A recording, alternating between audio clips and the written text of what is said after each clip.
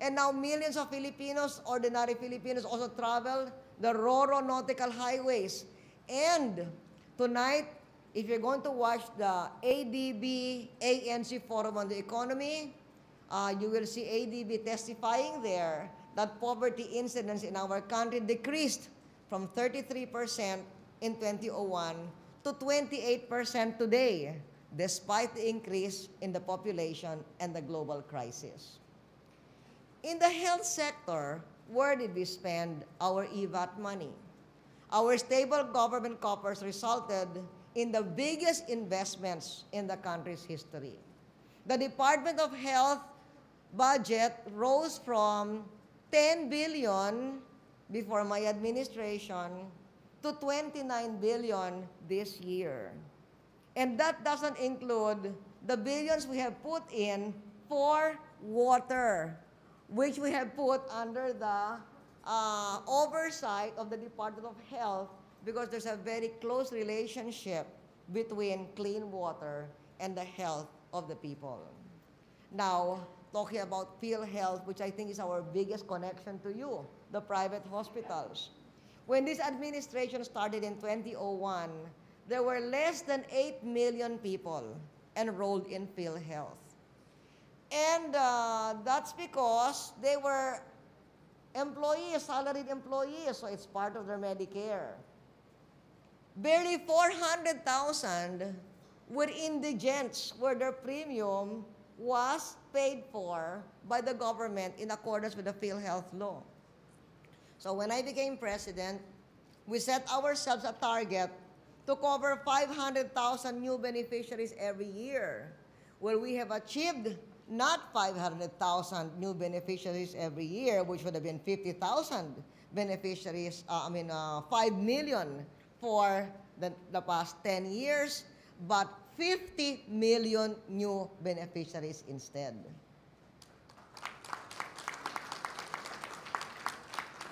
And from 400,000 indigent families, 5 million families, or 25 million individuals are now members of PhilHealth.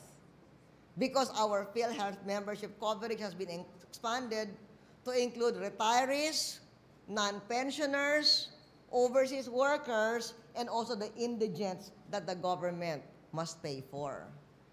We have also improved some 70 government hospital facilities.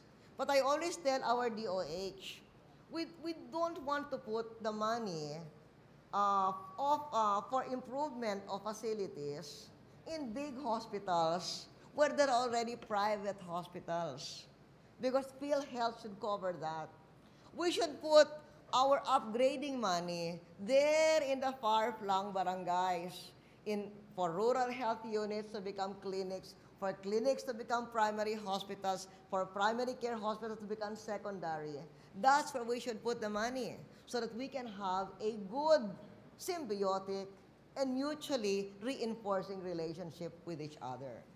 For example, I don't think that you would be interested in putting up a hospital in some remote town or like Lope de Vega of Northern Samar. That's where we should improve on the facilities there. Now, I suppose private sector will be interested in developing hospitals in Katarman, where there's a big town. Then that's not where we should put up our facilities there. So in other words, we want the private hospitals to thrive, because that's part of a good economy. And we want to help you through our PhilHealth. We also want to help you make the medicines affordable to your clients, your patients.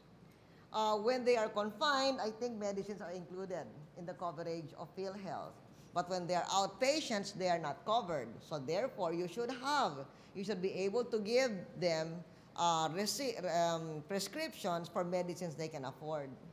And even before the passage of the Cheaper Medicines Act of 2008, we already established the Botika ng Barangay and Botika ng Bayan system in order to offer our countrymen and women medicines commonly used by the poor at prices half of what they were in 2001.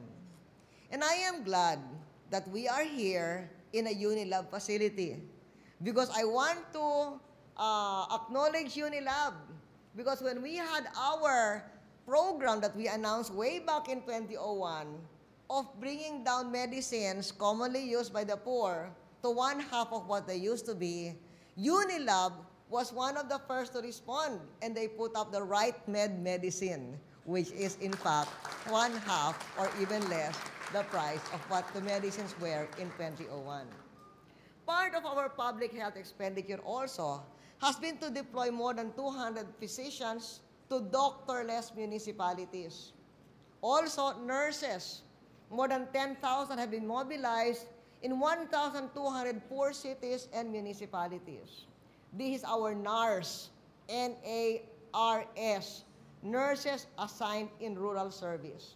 In that way, we not only improve health services of a particular poor municipality, we also create new jobs.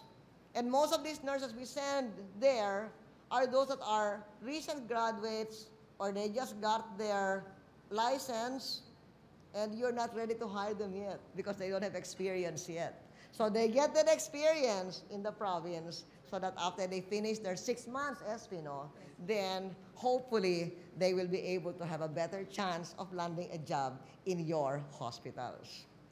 Because of all these things that we have done, when almost half of the world's economies, even strong nations, were in the sick bay, we were able to make progress. Yes, we have made progress, but more needs to be done. And while I am proud of what our government has achieved, past achievement is only as good as the ability of the nation to continue to grow and prosper.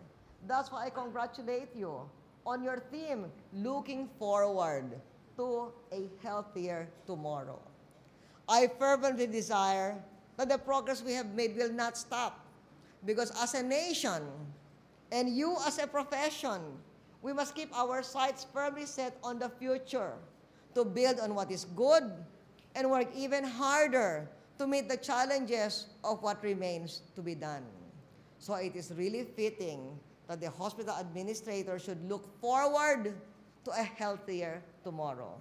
And may this Congress help you move forward to that healthier tomorrow. Mabuhay kayo at maraming salamat sa inyong lahat.